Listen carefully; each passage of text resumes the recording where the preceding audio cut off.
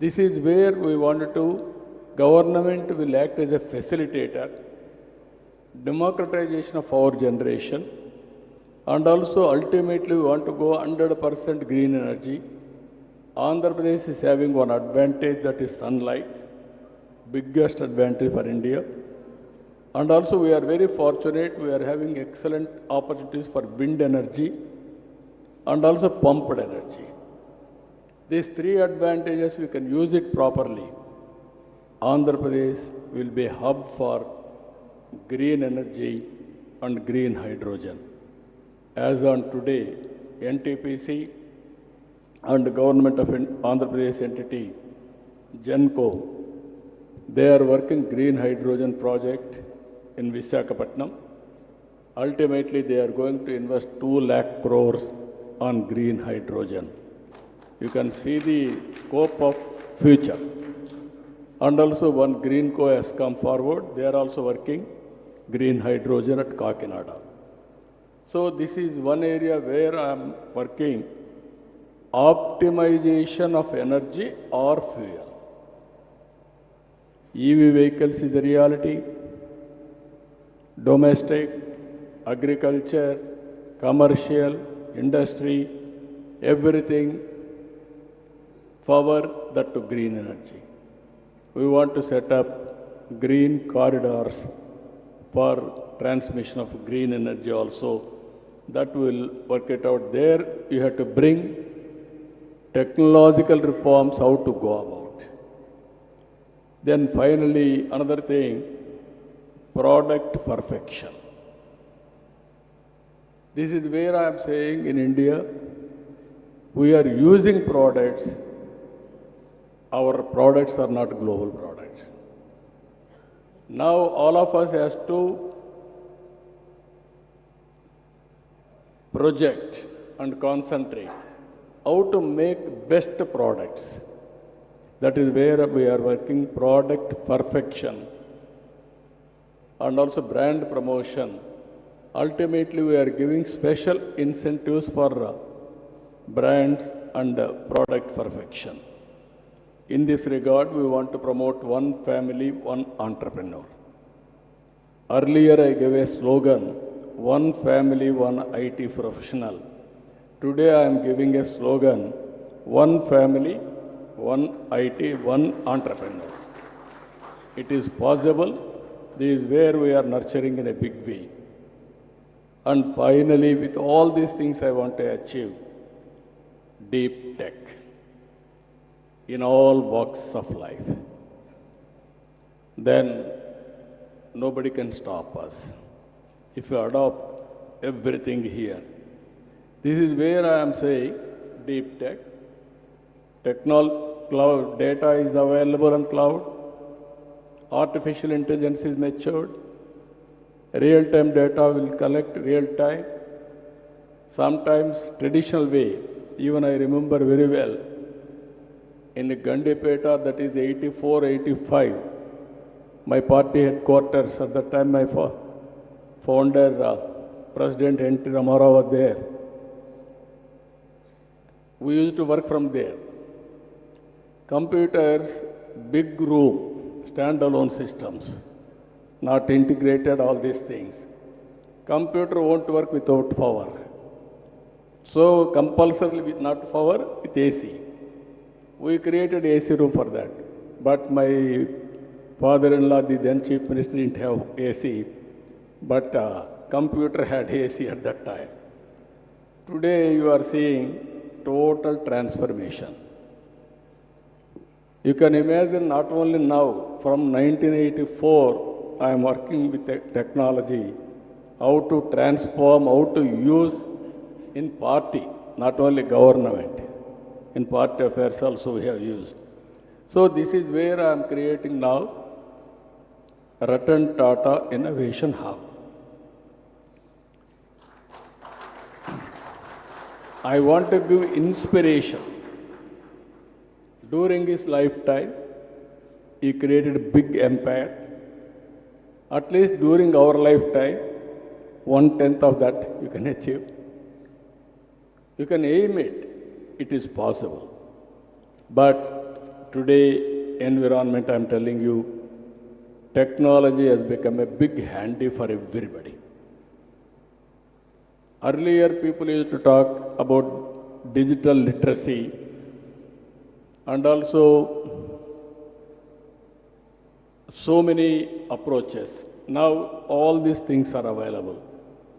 In this conference, what I wanted to propose, every 3 months once, we will have one exhibition on deep technology.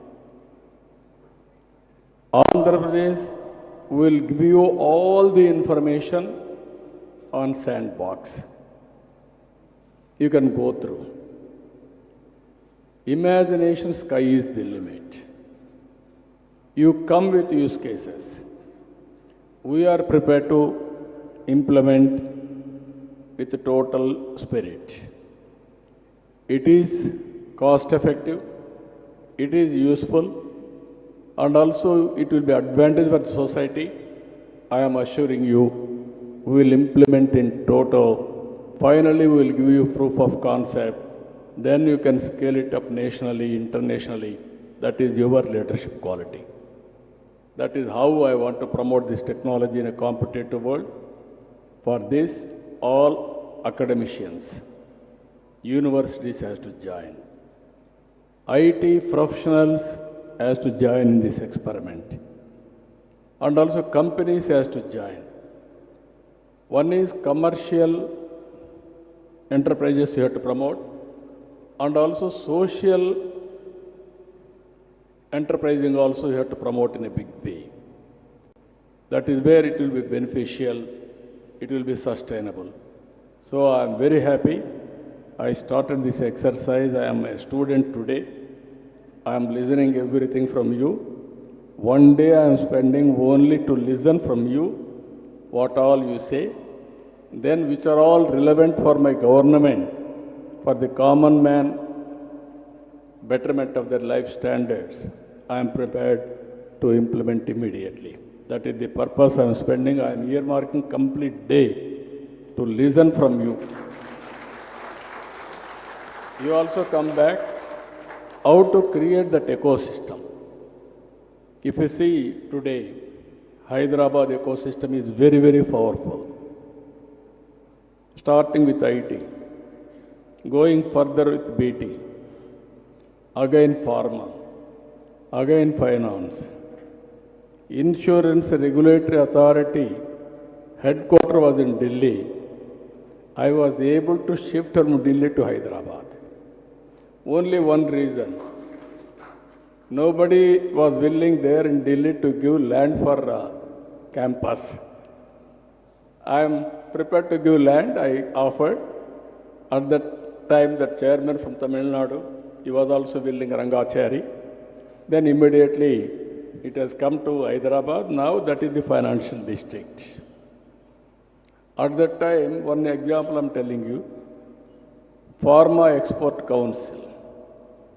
They wanted to get 5 crores as money to run their operations. They went to Maharashtra government because at that time pharma means Maharashtra. They refused, they didn't bother. They asked me on meeting like this. Immediately I said, I am giving 5 crores, you come and set up your export council. That is how pharma has become very, very big in Andhra Pradesh. ISP, that is another story. Others had put so many conditions. I told them, no condition, you come and set up. Today, ISB has come to Hyderabad. This is where we are building. Now I want to tell you very clearly, Andhra Pradesh, every part of Andhra Pradesh, I want to make it an innovation hub. Every family, I want to promote one entrepreneur. That is my dream. I am confident I will do it. Either micro or small or medium or big enterprise. It is all leadership qualities. So this is the beginning. I am very happy you are all here. I am here to extend all the cooperation for you. It is for win-win situation. I really appreciate our Tucker, he worked with me as collector, then chief secretary, then GSFT. This is also, if you see, Global Forum for Sustainable Transformation. It is not a big organization. It is only a non-profit think tank body. We don't have any big resources at the time. I was the founder. Earlier, I was also in the committee. After I became Chief Minister, I said I resigned. Now it is only I was founder. Always we used to promote this type of institutions. Even Nandi Foundation was my brainchild. Now it is one of the best NGO in the country. This type of organizations we have to promote, nurture, take to the next level. It will be useful for the society. They are doing very good work. Knowledge is available on cloud everywhere. Technology is available. How to Uberize all these things for social entrepreneurs or corporate entrepreneurs. That is the idea of this organization. Thereby, how to help governments also best practices. Even Niti Aayog is working. Some more NGOs are working. Some NGOs are working with materialistic serving, financial support. Some NGOs are working with ideas. This is mainly how to bring new ideas for overall betterment of the society. I am very happy. First meeting, recently Hyderabad also they had a meeting. Same subject on deep technology. This is the second meeting. Now they will be the pioneers in India to promote deep tech. I am proud of them. I really appreciate Tucker and his team. I wish all the best for them also. With this, today so many subjects we are having. We will interact all subjects. Finally, what all I am promising you, what all I learned, I will implement in my government very sincerely. With this, I am thanking all of you. Thank you one and all.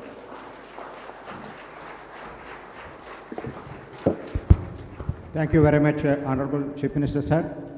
Taking us to down the memory lane, how your technology vision started way back, and now you have set the futuristic vision to make Andhra Pradesh a deep tech innovation hub, and also the grand vision for inclusive of socio-economic development, providing technologies to the upliftment of the society, and also all the newer technologies like green energy. Thank you very much. For the record, I think our Honorable Chief Minister is the only Chief Minister in the country who would like to sit throughout the conference, not just limiting it to inaugural session. I think this is the commitment that we have. Thank you very much, sir. And I think all the challenges that he has thrown, all the support that he wants to give for the innovation in the deep tech, I think all the stakeholders here in the auditorium will take it up and then commit themselves, participate in this. With these words, before I conclude the inaugural session, I have a small event to release 2 books prepared by the research team of GFST. One is a coffee table book, Forging the Blueprint for Swarnandhra and Transforming India to Vikashit Bharat. The second one is AI for everyone, artificial intelligence for everyone, which demystifies the technology and make it very understandable for the common man as well. So I request Honorable Chief Minister to release these books in the presence of Chief Secretary and our directors. I request Sanjay sir, our CEO, and the authors of these books, Sriram Iyer and Sridhar Sheshadri, also to join on the dais while the books are being inaugurated. Sridhar Sheshadri is a global serial entrepreneur who co-founded DeepTech and Cybersecurity, an alumnus of BITS Pilani and UC Austin. And Sriram Iyer co-founded AI startups with successful exits. He was formerly country head at Ernst & Young for startup business.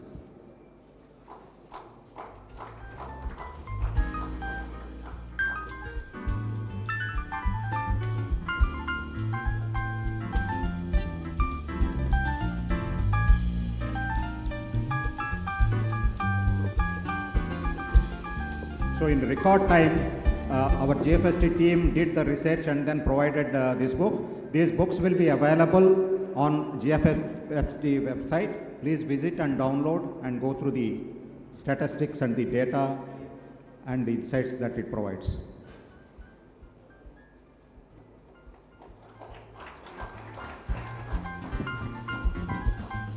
Now the second book, AI for Everyone.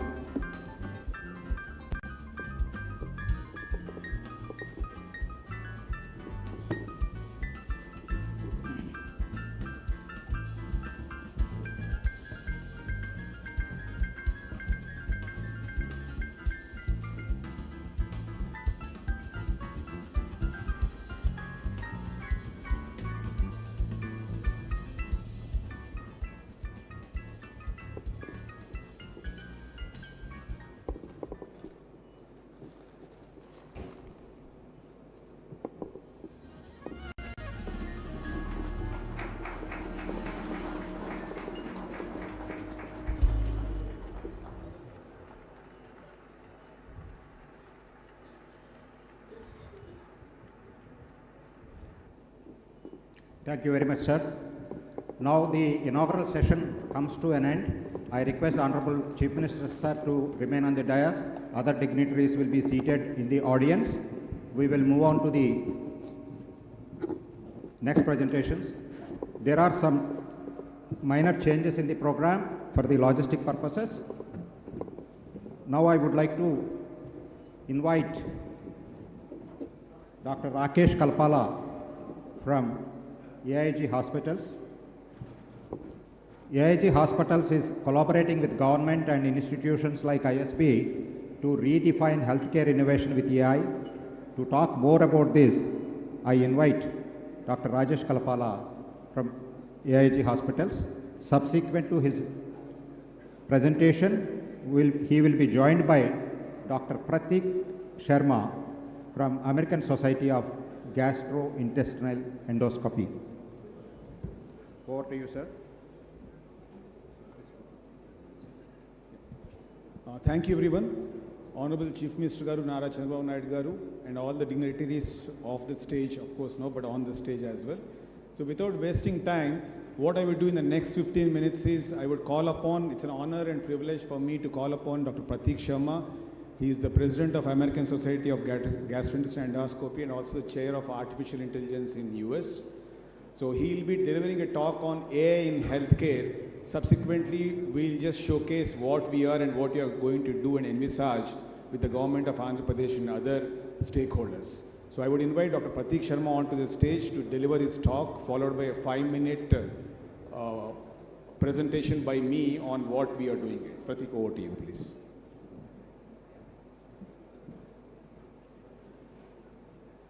Okay, thank you very much, and if I can just have my slides on the screen. So, good morning, everyone, and again, Honorable Chief Minister and Mr. Tucker and GFST, thank you for the invitation. So, what I'll just is briefly give an overview of how AI is impacting healthcare and how it will be shaping the future of how we deliver healthcare in this country. So when we look at 3 areas where AI will make an impact, it's to improve the efficiency of us as doctors. How can we provide more precision care to our patients?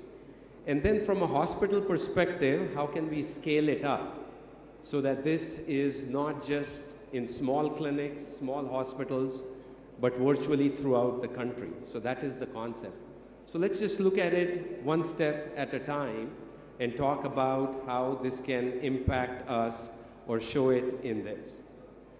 The first is to look that this is not just all of us talking about this. This is the same concept and similar conclaves being held in the US.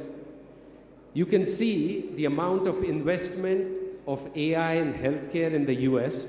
By 2030, it's projected that close to $200 billion will be invested in the field of AI in healthcare. If you look at the same concept in India, the same projections are holding true. which means that this is supposed to increase at a rate of close to 50% over the next decade or so. So the concept globally, it's not just in the US or in India, is how we can improve and have this function of AI in healthcare moving it forward. So if we look at some of these different areas, 6% global AI adoption rate in healthcare. So the number is still very small. This needs to increase as we move forward. In the US, it's twice the global average. So about 1 in 20 hospitals has started incorporating AI in their day-to-day practices. And of course, when you look at the amount of investment in healthcare, 85% of the different entrepreneurs, as we heard from the Honorable Chief Minister, are planning on doing some sort of investment of AI in healthcare. So it is a huge field which is ready for it. So let me leave you with a few use cases for all the entrepreneurs which are in the room of what we are looking at. The 4 major areas where I've broken this down into is improved diagnostics, workflow optimization, providing personalized treatment to our patients, and 4th, which I think is the most important, is remote patient monitoring and preventative care and how we can do it in this way. So let's look at some of these concepts about improved diagnostics, whether it is for skin conditions, CTs, MRIs which are being used, mammography, or for colon cancer detection, AI or computer vision is being utilized. I'll just share this video of how AI for breast cancer detection, early detection with mammography can be done. Physicians are there, doctors are looking at x-rays and mammograms, but for a huge population, you can miss it. So how can that be automated in a way that the machine gives you the calcification score on a mammogram, and it can look at millions of scans and alert the radiologist to the most important areas, so that that's the place where this can happen.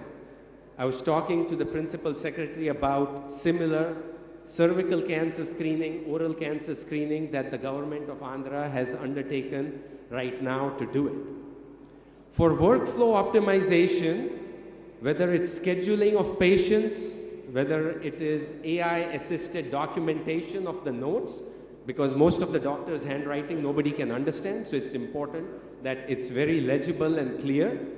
For surveillance prediction, as well as administration and compliance, I think AI and automation can easily be done, and this is important and is available. These chatbots can be there. As doctors in India, everybody gets these phone calls.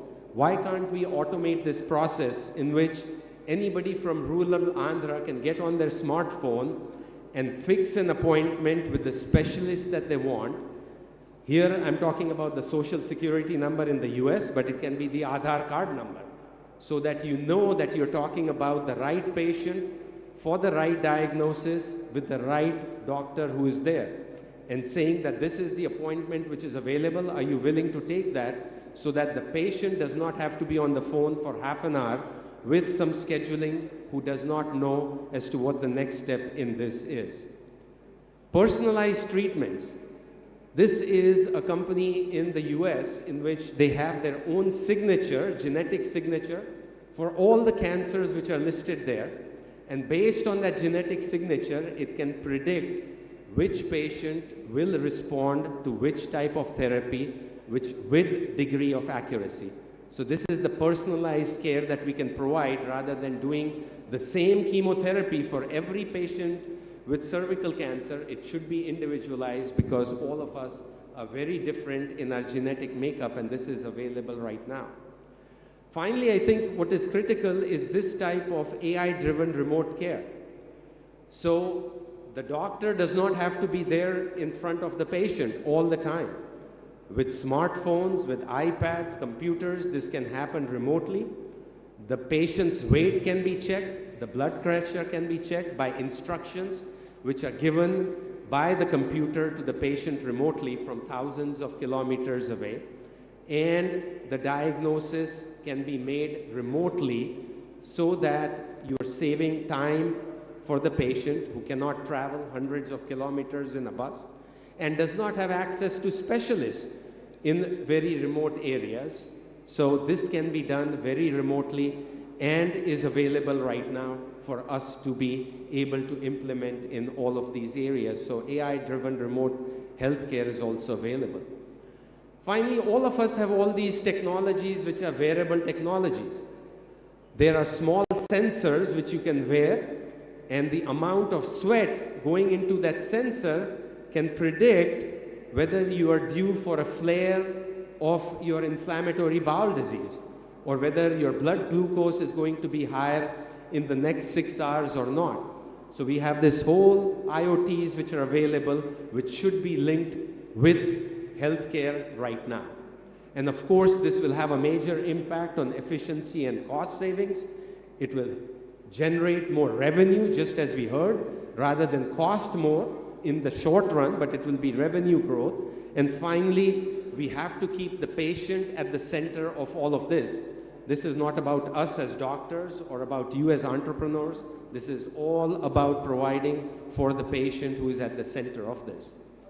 Having said this, as compared to agriculture, energy, etc., this is a very sensitive issue. AI can hallucinate. AI may not be accurate, but we are dealing with lives of patients, so this has to be tested, retested, validated before we release this as compared to the other sectors of the government. So we have to be absolutely sure that the AI technology is working for our patient before we implement it as compared to the other areas which are there. The other area where I think the government of Andhra Pradesh can work together with the other healthcare sectors is by regulation. In the US, there is zero regulation on AI and healthcare. We don't have a policy at all, and we are lost. Europe is ahead of us. And you can see where India stands in this, but it's all state-driven. And I think if we have good regulation and policy in Andhra, I think it will help just promote all of this and take it to the next level. So here's what we heard again all day today is building this AI ecosystem which is there. And I'm delighted that Dr. Rakesh, AIG and others are working on this consortium, because this is the way forward for all of us to take AI into the next level. To summarize, AI we know in healthcare is the future. We should embrace it. Let's not fight it, let's embrace it. It's not without challenges, specifically things like data security for healthcare. Patient privacy is a big issue.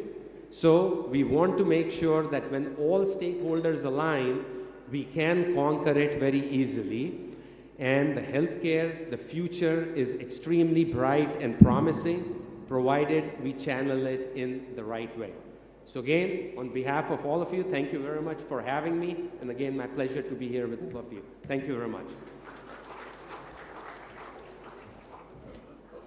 Thank you, Pratik. I think that's the background what he has given, the global perspective of AI in healthcare. Can I just have the slides? So on this note, what with the guidance and the thought process from Honorable CM, we started this foundation called AIM. It stands for Alliance for Artificial Intelligence in MedTech, and we have got 4 stakeholders in this currently working on the AIG hospitals from Hyderabad and ISB Hyderabad, then we have IIIT Hyderabad and the AMTZ from Vishaka. The main aim of this is to have a platform where anybody can come and pitch in, where we have the technology enabling from these IITs and IIMs and IIITs.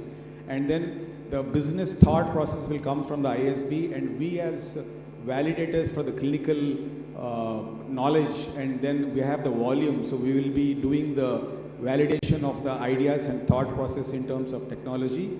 And with the very own MTZ here in Visakhapatnam, they will go with the idea, and then we come out with a product. That's a thought process. And on this note, with in fact, the government of Andhra Pradesh, I have seen pan-India, most of the EMR and EHR data, and I think the best state as of now in terms of data capture is government of Andhra Pradesh. We have to give a big round of applause to all the bureaucrats, officers, and the government of Andhra Pradesh. And on that note, we started working on this, and with this consortium being formed, the first thing what we have done is we started a mother and child healthcare app to be developed after understanding the ecosystem. So can I have that slide? What's happening is we have the robust ecosystem, but there is some missing link in between the ANMs, ASHAs, and the command control. So on that note, we just started working on an app called Janani Mitra app. It's a purely app based for mothers. It's not for any of the other ANM or ASHAs. And what we have done is we have gone to a mandal called Kuder in Anantapur district, and then we rolled out this app. And can I just have the slides of that so that we'll just show in brief in 2 minutes without wasting much time what is being done. Okay, so I think they are playing the slides after my talk anyway, no problem. So that is what the flywheel what we have invented, and these are the initiatives what government of Andhra Pradesh already have on robust maternal and postpartum healthcare and so on and so forth captured. And the only challenges is, as I told you, the missing link between the mother as the end user versus the other paraphernalia. So on this note, the app what we have done, can you just show, so this is the app called the Janani Mitra app, which is a smart companion to the mother, where you have some SOS alerts also. The beauty of this app is that it's got a food scanner. Can you just show that, the next slide? So where the mother will scan the food and then understand how many calories she's consuming. In fact, on this I'll tell you, there's one person in this audience who knows better about nutrition and technology than any one of us. It's none other than Honorable Chief Minister of Andhra Pradesh. I, being his personal physician, I know he has his own data, entire data monitored by a team, and it's robustly captured, where he has got a sleep score, nutrition data, everything in one, and every minute it is captured and it is analyzed about the metabolic score. So on that note, this is the app, and I'll just give you a brief of what we have done. I'll ask my CTO Kinjal Saxena to just run the video and show you in 1 minute how this app is going to do a paradigm shift for mother care in the state of Andhra Pradesh. Kinjal, can you just show them the app? Thank you, Dr. Rakesh. Honorable Chief Minister, all the respected delegates. What we are trying to do is, we are trying to leverage technology, artificial intelligence, to simplify the life of mothers. What we have done is, this app will help all the mothers in all the trimesters through the entire journey of their pregnancy, whether it is health monitoring, medication monitoring, investigation, diagnostics, connecting them to ASHAs and ANMs, as well as the diet care and other government access benefits and tracking them. So what do we do here is this is the food scanner. As you can see, they can just take the picture of the thali and it will give them the calorie counts. It will also tell them if they are taking the picture of a thali which is not adequate for them, it will actually monitor and tell them that this is high risk, they should eat more, they should eat better nutrition. So this is artificial intelligence embedded in the app itself. The most important part is, this is not a mobile app that you need to download from Google Store or App Store, because in the villages there is not enough network. So what we have done is, we have created a very simple progressive web app that they can simply open with a click of a button. So they don't need to do, and this actually works. So what you're seeing is something happening in the villages and with a much better speed compared to any other mobile app. What we are next seeing is next level of AI technology, where just by taking the picture of their eye, their tongue and their nails, an early detection of anemia can be identified, and whenever an anemic mother is identified, an alert will go to the respective ASHA and ANMs.